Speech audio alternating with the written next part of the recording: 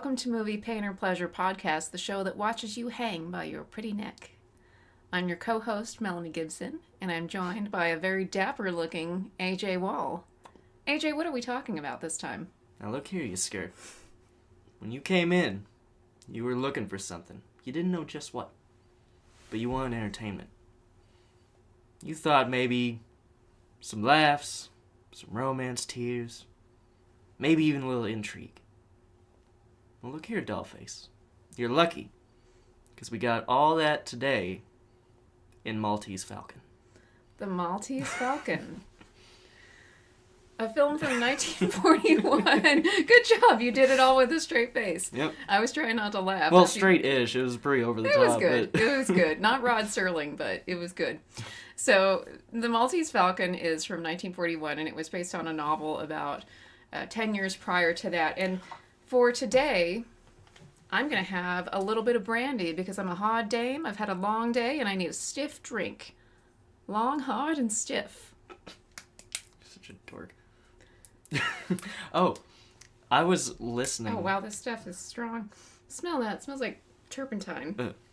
Speaking of the fact I don't have that a brandy snifter, but speaking of the fact that this came from a book, I was listening to a bit of it. To the book? Yeah. Oh. And it sounds like the movie. Like, do they use the transatlantic accent? Whoever's reading it a little bit. Wow. And it's like the dialogue is the same. Like the receptionist that's like, she's a knockout. She's quite a looker. Yeah, all that, it's all the same. Wow, interesting. Okay, so when I was a kid and I saw old movies, I always wondered why people sounded vaguely British. And so I was very confused. It's called elocution. And I wonder if there were people in the 30s and 40s who were watching a movie and they're like, the fuck are they doing? We don't sound like this. What's going on? No one sounded like that. Maybe it came from theater. Like, you had to be over the top. And maybe. And this movie is over the top. I don't know if they meant for it to be a comedy, but it is freaking hilarious. It's terrific. We've seen it twice. We wanted to watch a noir movie. Yeah, because I love the noir, like, I guess what people think noir is more than what it actually is, probably. I like the aesthetic and the music and the what you think noir is supposed to be. But this is definitely, like, top tier noir, but it's also silly. Like, way sillier than I thought really a noir is. film was supposed to be. I thought it was supposed to be, like, really serious and, like, intriguing and, like, but it's so, Humphrey Bogart is the biggest smartass. Now, some of the things haven't aged quite as well, like the blatant sexism. It's pretty misogynistic, but like everyone's misogynistic. Everybody, so we should Even just the accept women? it. Yeah, even the women are calling each other precious and dollface and skirt and all that. With his secretary hooking him up left and right. Yeah, so let's get started. So there's a little bit of script at the beginning, a little like the Star Wars thing telling you what's going on. And so in 1512, the Knights Templar, who were the Crusaders who went over and destroyed the Middle East all in the name of Jesus, but it was really, oil, probably. Loot. They wanted the island of Malta. And the King of Spain was like, okay, I'll give you Malta, but you have to give me a falcon every year. And they're like, oh, we'll do one better. And so they were like, we'll just give him this one falcon and then we'll be done forever. So they had this gold and jewel encrusted statue of a falcon that was supposed to be shipped to Spain while it was circumvented by pirates and disappeared into the ether, the years of history. And so now it comes into the story. That is the eponymous title, The Maltese Falcon. And so we open with the office of Sam Spade. Humphrey Bogart is a detective, and there's a lot that happens at once. One, he's hand-rolling a cigarette, which makes me really want a cigarette. AJ wouldn't let me have a cigarette for this. She wouldn't do it anyway. We're in her I'm not going to smoke office, in my house. like... And there's a smoke detector right up there, but... Damn it, on me. I love smoking. I'm sorry. We already know this isn't a kid's channel, and I drink and cuss on here, so I love smoking cigarettes. I don't even wish like I could smoking, smoke cigarettes. but that badass, like, reliable match thing was the shit. It's like 2 or 3 of them in the movie, and it looks like it's not even matches. It looks like it's almost like an office version of the car, like, thing you press, you push in for a burner. Cool lighter. All the more reason. Press it in, flame comes out, light yourself up and put it back in. And Smoke your hand-rolled cigarette. So he's doing that, and then he says, "Hey, sweetheart, come in here." And his secretary comes in. God. And I don't remember what her name is because he calls her Precious and Angel. Angel? You're a doll. Yeah, You're everything. So she said, "Well, there's a lady waiting in the lobby, and she's quite a looker." And we're like, "Oh my God, there's a lot." You want to talk to her? She's a knockout. That's Yeah, there's a lot. And we had to pause. We're like, okay, all of this smoking and sexism and all this. This is the type of movie that it is. But it's wonderful. It's so funny. Every time he calls her Precious, I'm just rolling my eyes. I'm like, oh my God, you're at work. Like, he'll tell her what to do and also compliment her immediately. As soon as she's a good girl, you got it done. Yeah, but you know, the flirtation with his secretary reminds me of James Bond and Moneypenny, because Sam Spade has probably had women from east to west and north to south. As you said, they probably just gravitate to him. Yep. He doesn't even have to try. He doesn't do anything. They just flock. But he never crosses the line. She flirts shamelessly with his secretary, but he never crosses the line.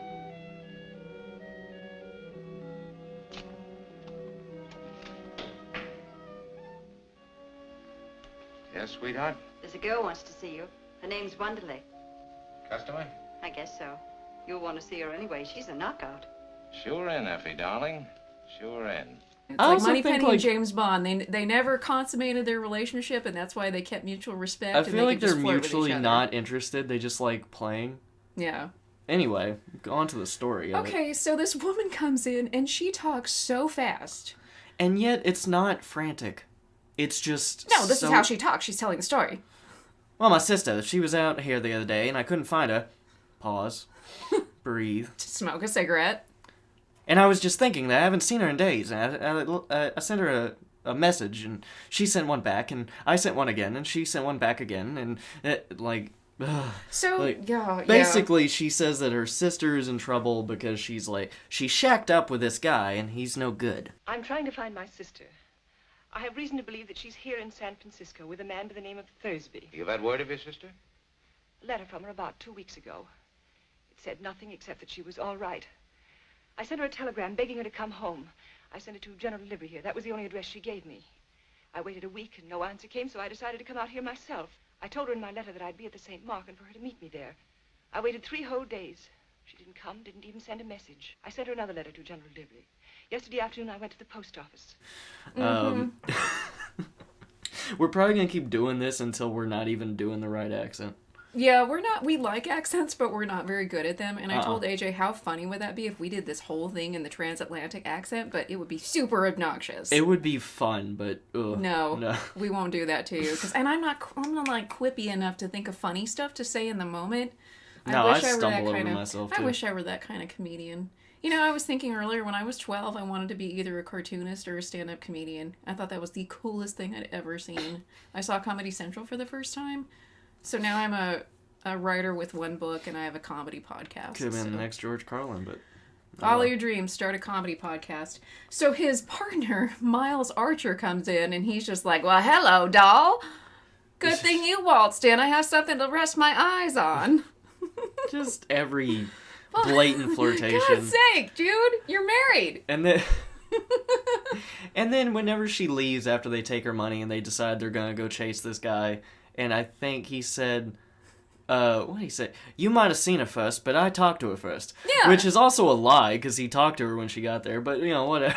So... They're both arguing over which one, although I feel that Spade doesn't have to argue. He just lets him come back to him. Yeah, he's one of the most confident, self-assured characters I've ever seen in literature or in movies. Calls cops birds and shit. Oh, yeah, he talks shit to everyone. So things start to happen very quickly. We see Miles kind of walk into a street lamp. He was going to go tail this guy named Thursby, who Mrs. Wonderly, so she's called right now, said her sister is hooking up with, and she's been missing. He walks into the light, and we see, with the cameras on him, and he gets shot. And he rolls down the hill. Right in the face. Yeah. Not right in the face. No. That would be very... awful. Well, that would be a shock if you watched a movie from the 40s and someone got shot right in the face. Yeah, so the cops are sniffing around, and Sam Spade is awfully calm for someone whose partner just died. He doesn't give a damn. He does, but he I don't think he does. I think his father probably taught him to eat his emotions from the age of 2. So then Thursby is shot, and we learned this, I think, from like a newspaper headline. So the mysterious Thursby is shot. So now we've got 2 murders. Let's see. Well, first the cops said that Spade did his partner. Yeah, so they're trying to pin it on Spade. And then the next day it comes out, well, Thursby's dead too. So, but we get those conversations are hilarious when the cops show up and he's like, "I'm tired of you birds flapping around me. Tell me what you want and get out." And all this Yeah, you want me to squawk? I'll squawk. He's so funny. I ain't squawking. Yeah, so, and then Miles's widow, Mrs. Archer, comes grieving. She's got like, the black hat with the veil. Which I've never and seen she such a comes thing. crying to Sam's office, and I'm like, okay, the grieving widow maybe has some news. No, immediately they kiss. And Sam is still just so... What? Right when you said that, I read, immediately kisses Miles' wife. Yeah, like, dude, come on. Oh, yeah. Great line. Whenever he was told that they thought he did it. And they're like, we think you... show us your gun. Is it a 45? And he's like, how'd he die? I forget. Because he's already said that he didn't kill anybody, but he wants to know. There's so much shit-talking in this movie. Humphrey Bogart is so funny. I love him. You could watch this just for that. Just for him. Him homophobically joking to the cops. Oh, and shit. wow, yeah. Did your boyfriend find a new lead on the case? I'm like, oh, wow, okay, so people were doing this in the 40s. Men were busting each other's balls back then. All right. It's no different. All right, so there's a thing. I guess he was having an affair with Mrs. Archer, but he doesn't even care. He's so nonchalant about all of it, and she's just like, oh, please help. And the secretary kind of says to him, look, she's been calling. I'm trying to keep her away. I think he's not even interested. I think he, she wanted him, and he made some joke, flirty thing, where he was like, if it wasn't for Miles, maybe I would take you up on that offer. Well, Miles is dead now, and she took it really, really serious, and he didn't. So yeah, she's gonna awkwardly please, we always talked about. He's like, I said that once at a barbecue. Yeah, so she's grieving her husband, but I think she's also kind of thinking, oh, now Sam and I can be together. She's thirsty. Sam is a lone wolf. Yeah, I'm thirsty too. I'm gonna have some more of this brandy. It's been a long day. I worked a 12-hour day today. I had lunch and dinner breaks, but it was a long day. Okay, all I have in my notes is he's such an asshole, LOL. So, Mrs. Wonderly invites him to the hotel, and that's the woman who originally paid him to scope out Thursby, the man following her sister. Well, we find out that was all kind of a ruse. And they didn't believe it anyway. He didn't believe it. She was lying. Well, that didn't really count, because we didn't even believe you. Because she started saying, was it my fault? Did I do it? I sent him out there.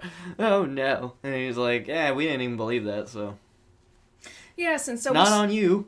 We start to get the story of how her real name is Bridget O'Shaughnessy. How Bridget met Mr. Thursby, and she said she met him in the Orient. That didn't age so well. Oops. I mean, I've heard an elderly Korean man refer to Oriental people.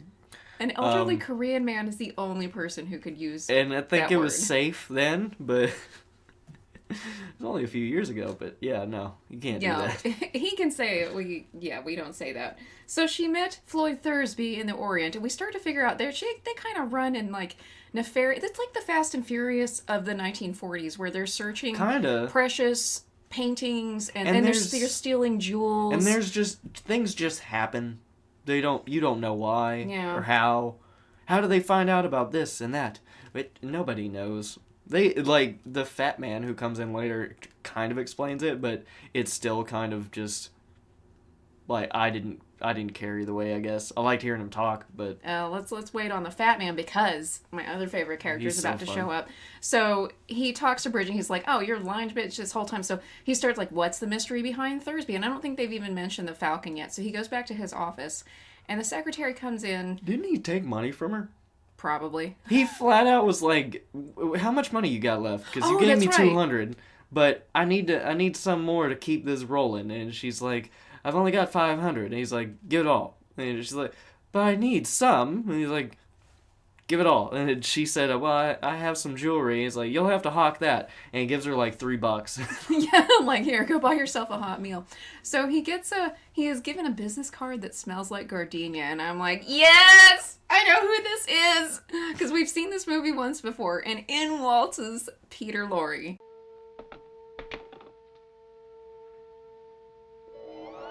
Gardenia. Quick, darling, in with him. Will you come in, Mr. Cairo?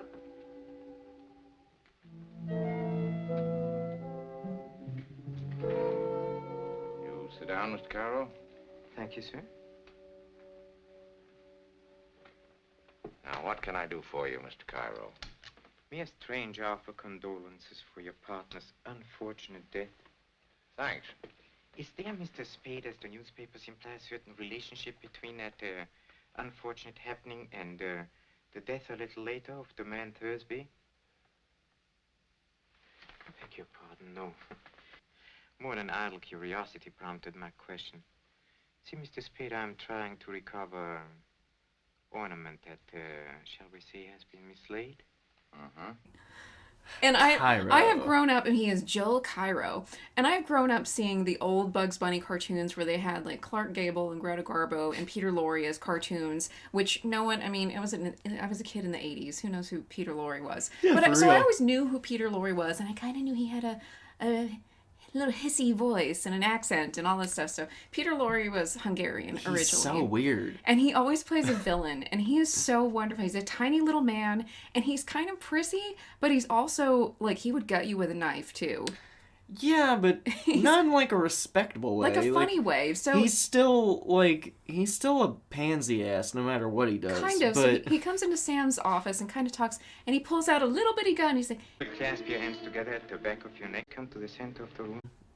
and like, cause he's gonna. So they agree that if what's his name helps him find the Maltese Falcon, they'll give him 5,000. oh, Sam? Yeah, So Sam's but- in on it now. They're trying to find the Falcon. But he also wants to check his perimeters to see he doesn't already have it, because he can just grab it and go.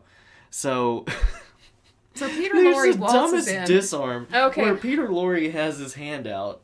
Like, put Here, your hand I'll up. do that. I almost brought my little prop gun from our God. training, so let me put it in front of the microphone. So you can he see it. pulls his gun out like that, and Sam just grabs it and like smacks him in the face with it. Yeah, so he punches him He, in the like- head with his and own he does hand. it twice. Like the first time the gun falls out, and then he does it again. Stop and then hitting yourself. And then he just walks him into the corner. And one little pop, and he falls on the Punches him. couch.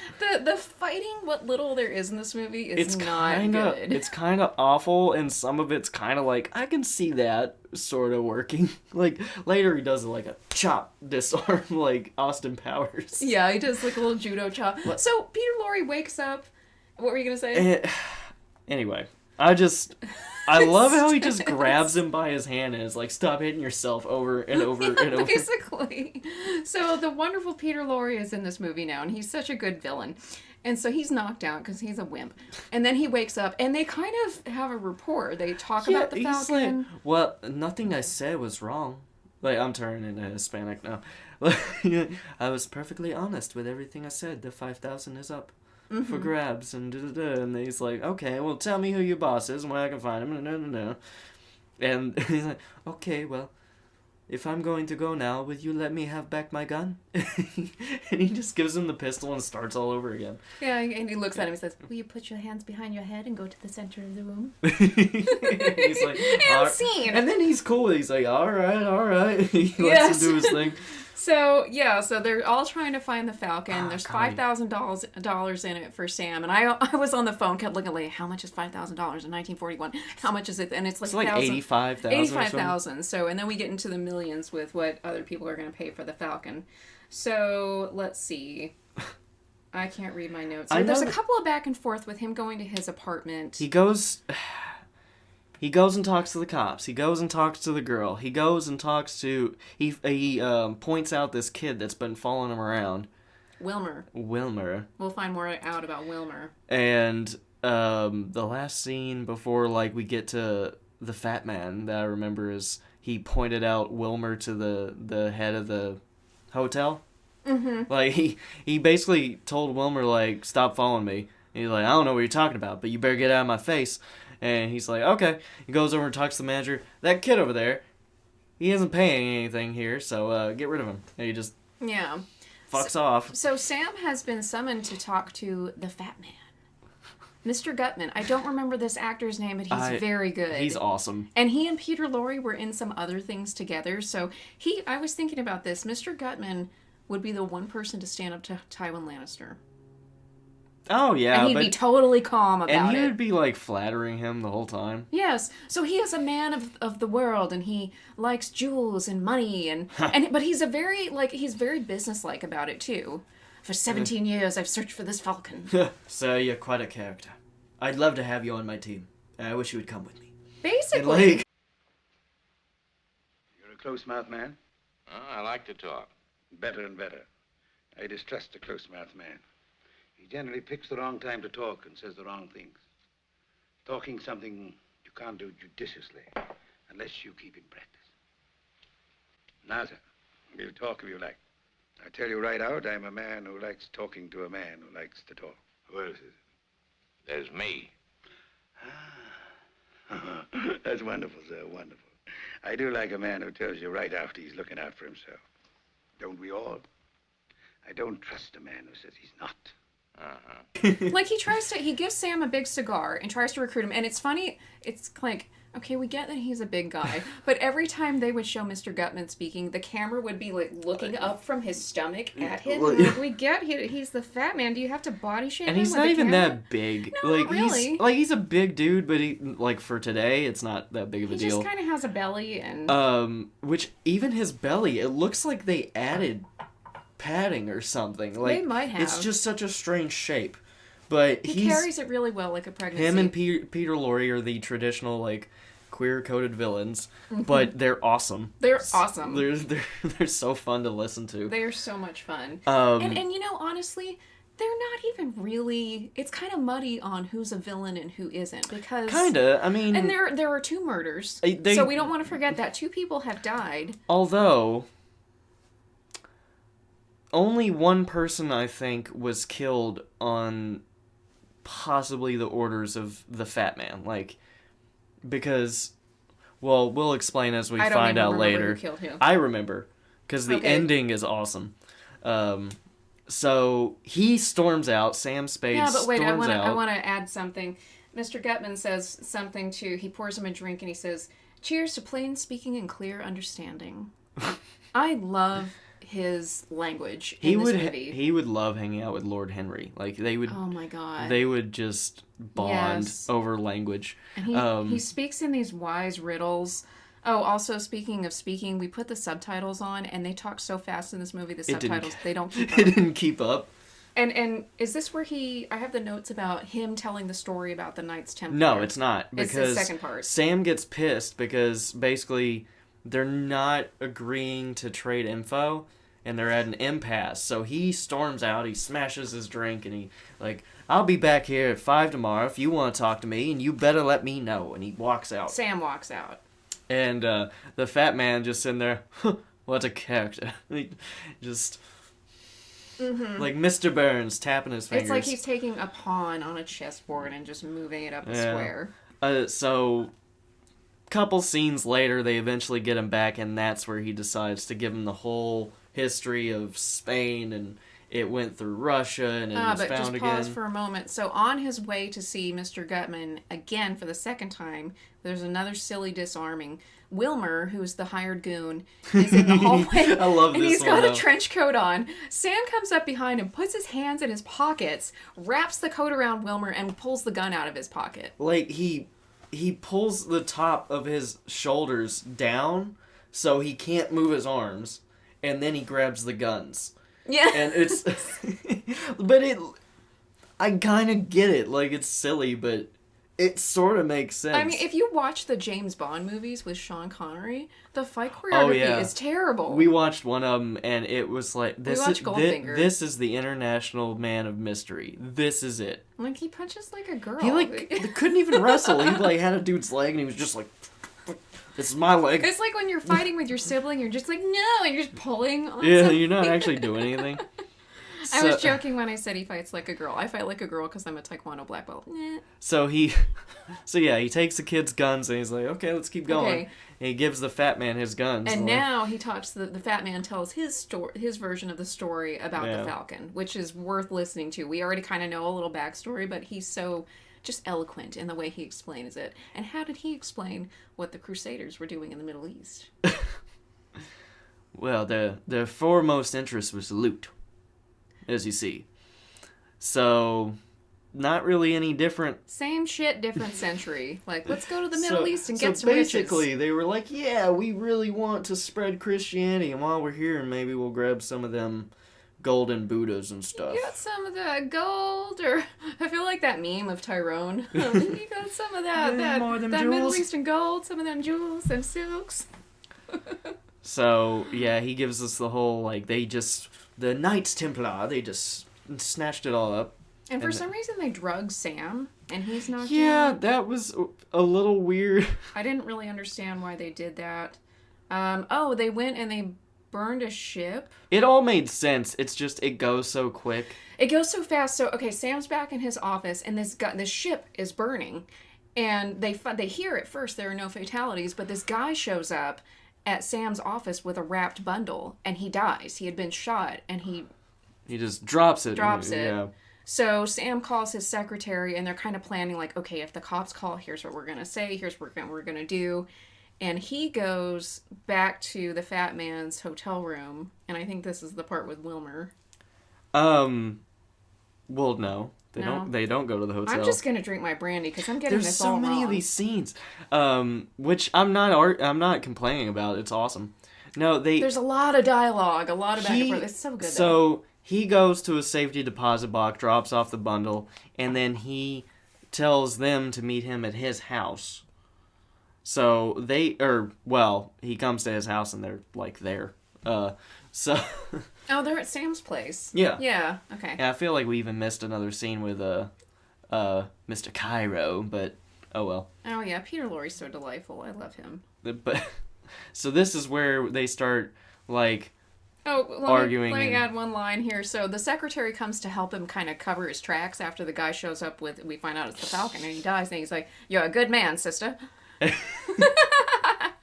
You're a good girl, brother. Him just talking to her the whole time is Precious. Awesome too. Now don't worry your pretty head, Angel. You better give her a raise, Sam. You don't have to pay Miles anymore. He had a conversation with a DA where he was like, "Get off my ass, y'all don't got shit." There was a lot. A whole bunch of stuff. Also, I was eating a little mini pumpkin pie at the time that we got at Walmart, because I like to have my little sweets and desserts. And we're in the middle of the movie, and I said, I expected pumpkin pie, and it tasted like pumpkin pie. And I didn't even mean to sound like I was doing that accent, but I was just in the moment of watching that movie. Yeah, because I looked over at you, and I was like, the fuck? Are you cosplaying this movie? Like, I expected pumpkin pie from Sam Walton, and that's what I got. Anyway, what? So everybody's at his apartment. Best disarming we forgot to mention. Oh wait, there's more. Yes, because there's a moment when he's Peter Lorre. He's talking with Peter Lorre. Yeah. He's talking with Cairo and O'Shaughnessy in his apartment, and Peter Lorre pulls out his gun again, and he's about to hit the woman for saying something, and Sam gets in the way and grabs him, and he slaps him. Slaps him across the face. He's like, "When you're slapped, you'll take it and like it." And he slaps him, and he does it twice more, and it doesn't even make sense. No, because where it films, it goes under his chin. When it's in close, it's okay. It's so quick. But then they pan out, and you see it's here. Under his, around his neck, but they make the slapping sound. When I slap you, you'll like it. Women knows you said that too. So Sam comes up with the idea that, okay, the ship burned, there are 3 dead people now, we gotta have a fall guy. I'll give you the Falcon if we have a fall guy. And so they decide to pin it on Wilmer, who's just this poor hired goon. Although he's a dick. I hate Wilmer. Wilmer's a dick. He's such an asshole. So Sam and they're all like, yeah, we should totally pin it on Wilmer. And then Wilmer... Well, he has to convince them, because at first the Fabman's like, well, you have to be reasonable now. He's like a son. And then later when they finally land on him, because he's going around, okay, Mr. Cairo, okay, O'Shaughnessy. Would you like to argue for Miss O'Shaughnessy? I'll hear it if you want to tell me. and then, so later on when they land on Wilmer again, Gutman, the fat man, tells him like, well, you are like a son to me, but like a son, I can have another. But before all that, they're all such assholes. I love them. So when they decide, at some point when they decide on it, Spade just knocks him out because he's tired of him. Yeah. And the best scene of the whole movie is when you see Wilmer start to sort of wake up, and he looks like this, and all you see is his face. But every time he does one of those turns, you see a different character. You see each close up on smoking each a cigarette face. or something. Like the fat man's kind of glowering, and then they're under. Like Peter Lorre's got a cigarette hanging on the edge of his lip. It's just hanging out. He's not even like. It's just like. And then the woman's kind of sneering at him, and And Sam just got this shit-eating smirk on his face. But the way they change angles so quick, it looks like a horror movie. It's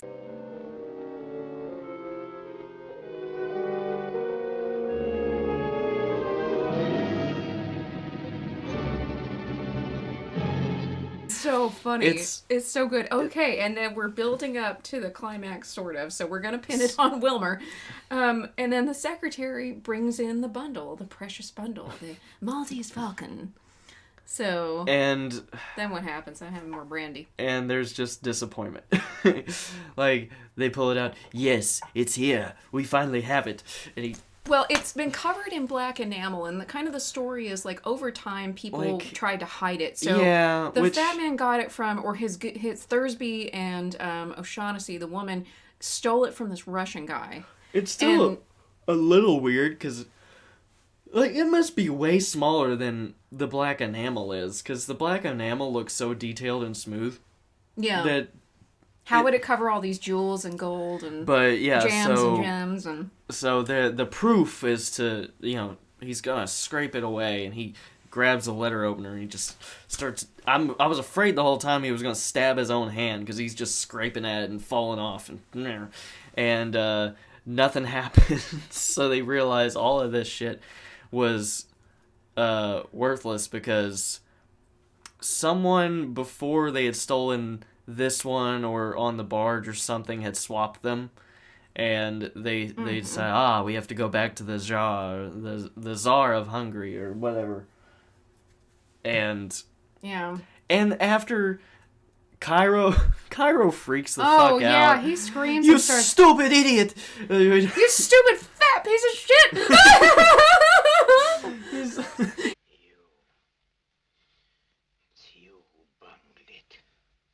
You and your stupid attempt to buy it.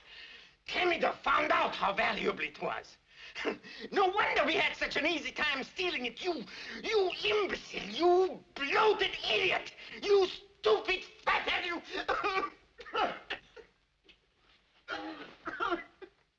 He yells at Gutman like, you dumb fat idiot! You fucking fuck. Like, it was like a way cleaner version of that. But he's just crying. He falls into his chair and he's curled up like a ball. I feel like I hope he had fun making that movie. Sure all of them did. Like, surely they had fun making this movie. And I feel like Humphrey Bogart was just literally nailing all those women in the film. Yeah, so the fat man and Sam Spade are kind of like, they have a mutual respect for each other. He gives him some money. He asks him to come along. Well, at some point he had paid for the Falcon. Falcon turns out to not be real. He's like, well, Mr. Spade, you must give me my money back. I need that $10,000. I need to continue my journey. And meanwhile, I'm looking up on my phone, how much is $10,000 in 1941? And Sam basically like, well, I gave you what you wanted. It just wasn't right. That was on you. And he's like, oh, come now, be realistic. So he gives him like $9,000, and he's like, I'll keep this for my troubles. He's like, well, such a character, sir. We'll be going. He walks out, and Cairo's like, I suppose I could go on a little trip for a year. And he just waltzes out behind him. Follows him out too. Okay, so then O'Shaughnessy is left, and this is when the women get all desperate around Sam Spade, like Mrs. Archer, who thought she was going to run off with Like, him. I've loved you, Sam. I've loved you. Oh, yeah, Like, so she realizes he's going to pin it on her because I think she murdered both well, of them. he starts to kind of get it, like, he's like, the cops are coming and we gotta get our story straight now. So you tell me everything, and I mean everything, and tell me who it was you killed and when. And she just finally admits, like, yeah, okay, I killed Miles. I think they killed Thursby. And then Wilmer killed the ship. Yeah, the ship captain. Ship captain. So she's crying like, I didn't mean to kill him. I didn't want to kill him, but he wouldn't do as I asked. He wouldn't do that. And so she shot him. And then that's when Sam flips it. He's like, okay, well, now I know what to tell them when they get here. Oh, he flips the script on this bitch. It's so And funny. And she just cries and melts. Like, no, Sam, I love you, and you know. And He's then even kissed her a couple of times just because. And he's just super calm. He's like a fucking pimp. He just lays it out for her. He's like, Sam Spade is a pimp. if I don't turn you in, you'll always have something on me. But I love you, darling, and I'll be here in 20 years when you get out. Well, they might hang you by your pretty neck. Yeah, by your pretty neck. Which... the exact line was, I hope they don't hang you, precious, by that sweet neck. God. And I'm just like, wait, what's going on? You said Even totally when he playing her. She's turns crying. them down, he's got to flirt with them. Even when he turns down a murderer, and he gives her some spiel about, I didn't like my partner, but when you got a partner, you got to do something for him when someone takes him out. It's not good business. So yeah, that's it. That's the Maltese Falcon. It's so much fun. Now I want to read the book, especially know that it's written in that language. Like, hey, sweetheart, there's a looker at the door. Yeah, I wonder if it's like the storyline's all the same and whatnot. But the little bit I heard, it was the exact same opening. Yeah, and well, there's a whole series of Sam Spade books, I think, and I don't know, were there more movies made with Humphrey Bogart as Sam Spade? Sam Spade had like 2 or 3 movies. Okay. That character. So, recommendations, I've got 2. Do you have any? First of all, recommend this movie. We watched it on HBO Max. They tend to have older movies on there. Yeah, Oh, always this one. Always Sunny. I know. Okay. I was thinking. But anyway, yeah, definitely go watch it on HBO. Oh my god. It's so amazing. It's so good. It's so funny. So amazing. But yeah, the Noir episode of Always Sunny in Philadelphia is so good. That's my recommendation. It's literally like my favorite episode now. Explain it a little bit, because I'd never really heard of it until I think I don't know if it was on one of the newer seasons or if I watched it and it forgot. was in like one of the last 2 seasons. I never even see the memes about it. We need to go back and watch it again, because there's like, Charlie is Spade. He's the detective. And it's all black and white. Yeah, and and they're all in the something about clothes. The stench. The stench. They don't know who left the stench. Oh, and Patty's in the bathroom. It's ridiculous. But I'm not even gonna try to explain it. But just go watch that episode. I don't even know what the name of it is. Just Google Noir. It's Always Sunny, because that episode is amazing. Don't they do the accents? Yes, and the everything? entire time. Dennis is like Hitman's something or other, and so is Mac. And actually, Dennis like really looks correct in a 1940s suit and Dee tie. looks pretty good. What they did with her hair and the dress and everything. Well, hello, sweetheart. You know, they say any port in a storm. This port just... Ah, shit. It's you. So, I think they probably put in a lot of effort into that episode, and it looks like they had fun, so... Yeah.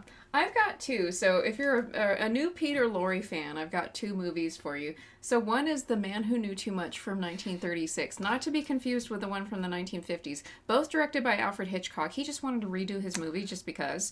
So, I can't remember who the main guy is, but Peter Lorre is the villain in The Man Who Knew Too Much.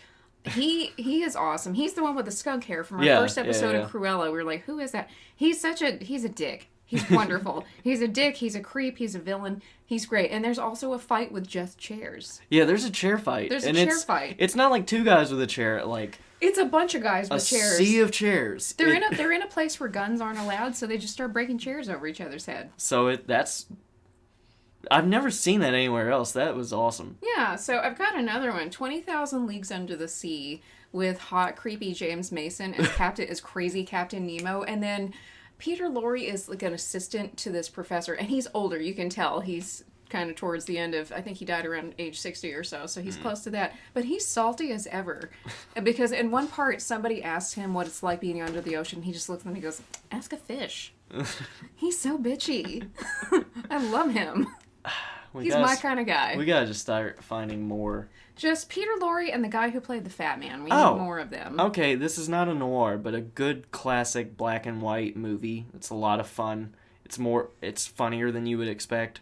Most Dangerous Game. Oh, yes, from like 1937. Yeah. We should do an episode on that. Smile, Yvonne. Based on the short story, it's amazing. Yeah, it does not need to be redone. It's perfect. Like, it's not as, like, serious and, like, spooky and scary as the book, but it's so good. It's so good. People back then just cared more. Or maybe we're so far detached from them, like, everything seems good. I don't know. You've got a friend who won't watch movies that are made before 2005. And so what would you say to him? How would you convince him to watch The Maltese Falcon? I don't think there's a point. Terrence, you uncultured swine. I'm gonna tell him I fucking called him out in this one. He still won't watch it. Maybe he'll watch our video. I mean, okay, if I had to pitch it to him, I mean, look, man, this is the most misogynistic hero ever. Please watch it. That might do it. Sexism towards women. You got me sold. No, it's hilarious. Terrence doesn't like that. He doesn't. He's not misogynistic or anything, but he would find it extremely funny. It is extremely funny. I'm a woman, and I think it's extremely hilarious. And it's not like we make fun of it. It's not like he's saying precious and sweetheart and angel and darling the whole time. No, he's just when and women he's are there. Respectful. It's just, it's hard to explain. He's not rude or belittling to women. It's just the way it's always one or the other. He's either flirting with them or he's like telling him good job, or he's kind of screwing him over. And he's always a little dismissive. For me, it's Peter Lorre and then the Fat Man's dialogue. You know, there are some characters who are just written so well, and they have the most eloquent, beautiful lines. And that's what I like about this movie. Yeah, everybody's attitude in this is perfect. Like, Humphrey Bogart and the Fat Man being so confident in whatever it is that they're talking about and doing. Talking shit and, the whole time. I love it. Even when they're complimenting somebody or talking shit to somebody. And then Peter Lorre is a perfect little, like, toady. He's so weird. I hope, I need to do a little more research on him. Like, how did he come on the scene? I've never even heard someone that sounded like him. It's got to be more than just he's Hungarian. Like how did he make his way to the United States and make his way into old classic Hollywood? So props to that guy. Just looked at him with his gigantic eyeballs. And it's like, I would look very good on camera. And they're like, let's give this creep a film. He's creeping me out. He's going to stab us. All right, so how to find us. We're on Twitch, YouTube, Anchor, Spotify, iTunes. We're also on Instagram, Movie Painter Pleasure Podcast. Join our cult. Be my victim, Dollface. Anything else, AJ?